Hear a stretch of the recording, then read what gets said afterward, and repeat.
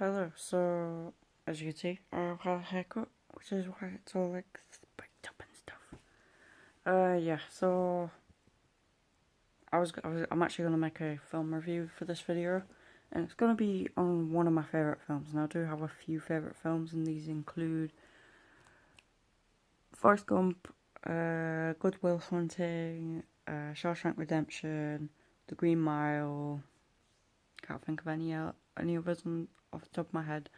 But this one's going to be about Forrest Gump. So, Harry Potter's pretty good as well.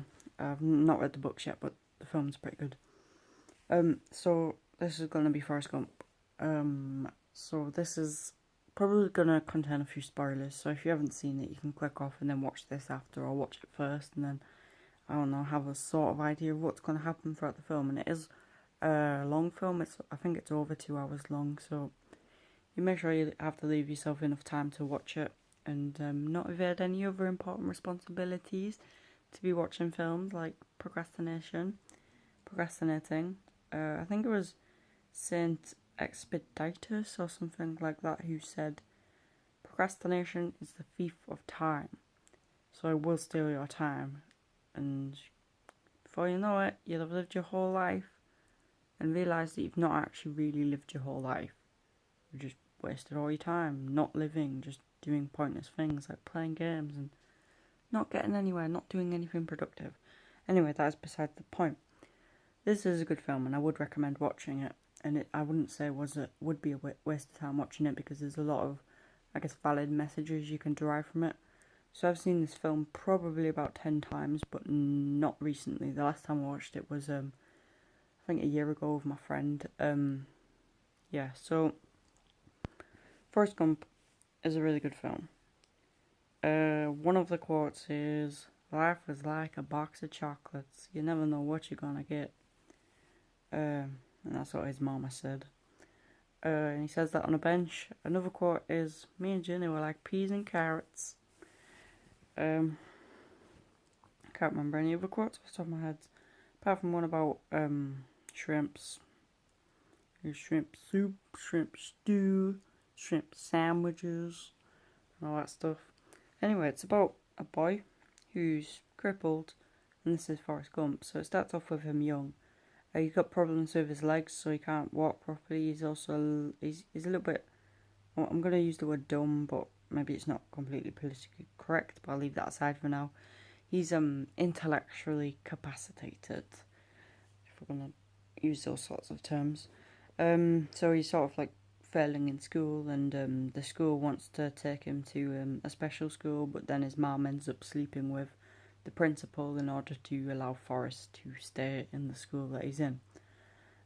So although Forrest isn't necessarily intellectually smart, he's wise. He's got a lot of messages to teach. He's like someone who you can look at and take something from, even though he's not necessarily clever. He's he's a very interesting character, I would say. So he gets bullied a lot at school, obviously, because he's different. He's got metal rods on his legs and stuff, trying to keep him straight, and he's been having to go and see the doctors for ages. And they say that he's probably never going to get better. Anyways, with this girl who we met on the bus because no one else would let him sit next to them, and she's like, well, everyone's like, "Seat taken, taken. You can't sit here, taken."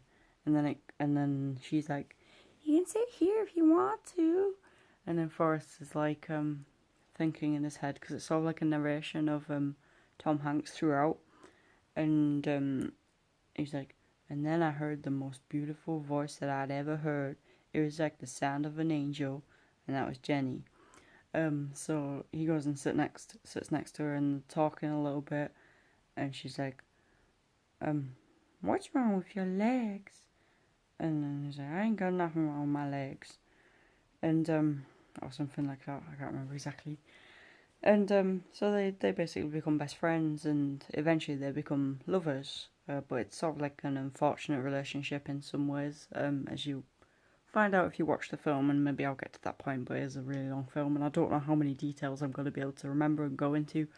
But yeah, so one day they're walking home from school, or biking, no, they're walking, And these boys start throwing rocks at Forrest, and so then Jenny's like, "Run, Forrest, run!" And so then he starts running, and he's got these boys chasing him, and then he's still got metal braces on his legs at this point. But as he's running, they're still they end up getting in a car and chasing him, and yeah, and then, like, as Forrest is running, his braces actually fall off his legs, and you actually see him just shooting away, like, extremely fast. And this is actually displayed throughout the film. Like, he uses this physical attribute that Forrest has in a positive way. So he becomes is it a football player, an American football player, not like English football, but like where they have the rugby type ball and the running around, and his job is just to run and score touchdowns and things like that. And he ends up so he ends up doing really good at that.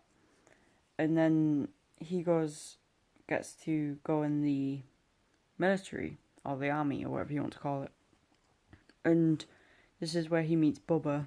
And Bubba was his like best friend. He was also a little bit of an outcast. He was like black and he had like a really big bottom lip. So he sort of like gets a piss taken out of him a little bit for that. But Forrest ends up being his good friend. And yeah, they get on, and Forrest excels in the army, so he's able to build his gun a lot faster than other people. And I sort of think he's maybe a little bit autistic or something like that. Just because of, I guess, his mannerism and stuff. And so he's in the army, and there's a point where they're walking in the rain, and it just rains for like days and days and days, and it doesn't seem to stop, and then Forrest goes through all of the different types of rain. Like, you got the big fat rain, you got the misty rain, you got the rain that just gets you wet, and then he just goes through a whole list of the different types of rain. And I'm sure that's not one of the most interesting things in the films, but it's one of the things that sticks in my head. Anyway, so obviously they're in the army, and they end up getting bombed. I think it's like a napalm strike or something like that from the enemies. And so some of the people end up getting injured from his is it cohort or group within the army, and so Forrest has to go back and he keeps on saving them. So there's Lieutenant Dan, and then there's a few other people, and eventually he finds Bubba, and he carries Bubba back through the woods as there's like bombs falling down everywhere, and Bubba's bleeding everywhere, and Forrest is holding Bubba, and they eventually get to the beach and lay him down on the floor, and the Bubba ends up dying, and it's really sad, that bit. Yeah, I cried when I watched that part. And Lieutenant Dan's really mad. This is like the leader of the army group. Really mad that Forrest had saved him, because he didn't want to survive, really. He thought that was his destiny, to die there as like a martyr in that woods who fought for his country. But, he got saved, and yeah, and I guess that's sort of symbolic, because he also ends up sort of like becoming religious and finding God, and yeah, so he got saved in more ways than just a physical way by Forrest. And Forrest does seem to sort of spread that like type of positivity wherever he goes, really. And what's also interesting is that as Forrest was saving everybody, he's also been shot in the arse. Like literally with a gun, he got shot in the butt cheek. And yeah, he still manages to go back and save all his friends. Instead of just laying there and feeling sorry for himself, he actually makes use of himself, and he ends up saving people's lives, even though some ended up dying in the process. He didn't just give up. And I think that's quite an inspiring message. He just kept on going. And this is also links to something that happens towards the end of the film, where Forrest starts running and he just doesn't stop. And then he says, "Well, I just felt like running." And he runs, I think it's for a year or something straight. And obviously it's not real, and that's what happens. And it just represents his, I guess, resilience, I guess. So Forrest ends up going back from the army. He doesn't fight anymore, so he gets discharged. And throughout his time at the army, he'd been writing letters to Ginny, to Jenny, but none of them actually got to her because they just never got received. And then he finds them all when they get handed to him at the hospital because obviously he got shot in the arse, so he needed help. And yeah, and then he joins the ping pong team because, well, he starts playing ping pong in the hospital because he's got a lot of spare time on his hands and he can't really do much else because he got shot. So he starts playing ping pong, and it turns out he's actually really good at ping pong, and he gets exceedingly good and playing for the country, and then he gets to go meet, I think it's the Prime Minister or someone like that, and it was maybe John F. Kennedy or someone, because it was set like back in the 60s and 70s,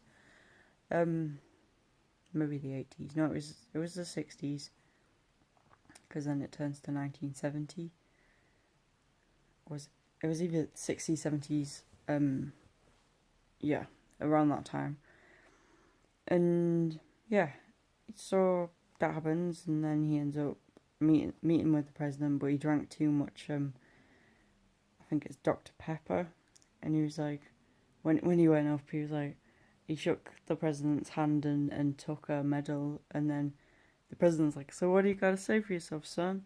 And he's like, I really gotta pee. So I found that quite funny. And yeah, he's a really good guy, and it's a really good film. But this is sort of where it gets a little bit messed up because I can't remember the order of exactly what happens. But Forrest ends up going back to meet Jenny, but it turns out that she's got an abusive boyfriend who takes drugs, and she takes drugs, and yeah, so Forrest ends up beating him up because he sees him slap her, and he didn't like what he's seen, so he had to obviously sort him out, and Jenny was annoyed, but she could see why he did it. And there's one point where Jenny's actually up in a hotel room and she's by herself, and she's got like loads of lines of cocaine on the table, and she's in an extremely high story building, so she goes and stands up on the ledge and she's like crying, and you sort of get the feeling that maybe she's gonna jump, but then she doesn't. She almost slips off, and then she turns back around and goes and back into the room. So that was quite an emotional scene.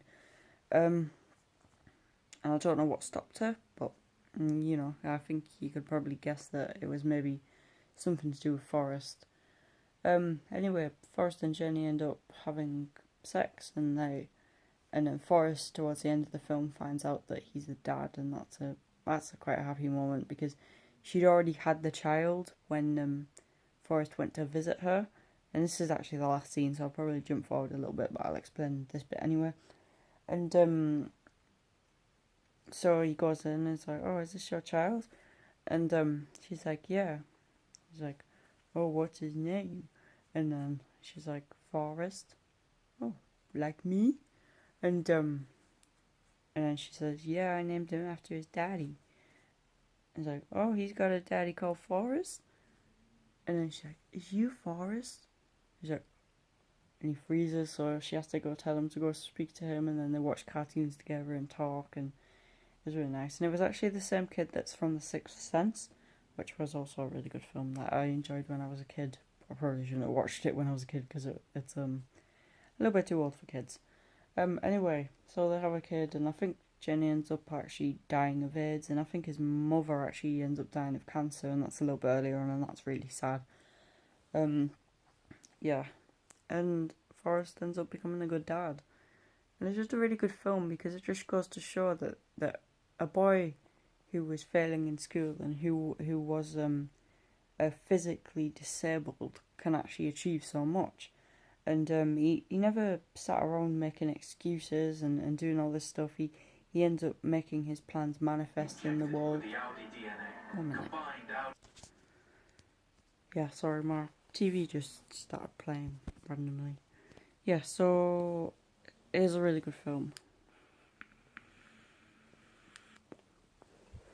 And it's probably one of my favourites, and it has been one of my favourites for a while. Because I think it's because it's a long film, but it's also got like deeper meaning to it than just creating a movie or creating art for the sake of creating art. It's got a good narrative, and I think it's a positive one, because Forrest does a lot of positive things in his life, and he seems to deal with a lot of the negative things in a good way. He ends up making something good of them, and I don't think he even really realizes that he's trying to do good. He just does good, and I think that's one of the sort of amazing things about him. And it sort of just reminded me of an idea of Aristotle's virtue ethics, where it's like, the good person doesn't even consider doing the bad thing; they just do the good thing initially as their almost default, and that's sort of like Forrest Gump. He manifests that, I guess, archetypal hero or something like that. So yeah, that's Forrest Gump, and I probably haven't explained everything because it's a really long film, but it's a good film and I would recommend it. And I'm gonna end up this video here because it's 15 minutes long, and yeah, and I don't know how long people like videos. I'd say around the 10-minute mark, but it's hard to condense a whole Forrest Gump video down into 10 minutes. So yeah, if you've enjoyed, then leave a like, and yeah, thank you for watching, and subscribe if you